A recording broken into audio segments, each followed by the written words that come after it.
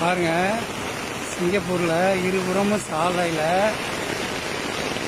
பாருங்க, இந்த தண்ணி எல்லாம் எப்படி அந்த இந்த கால்வாயில் அந்த வாய்க்காலில் போகுது பாருங்க.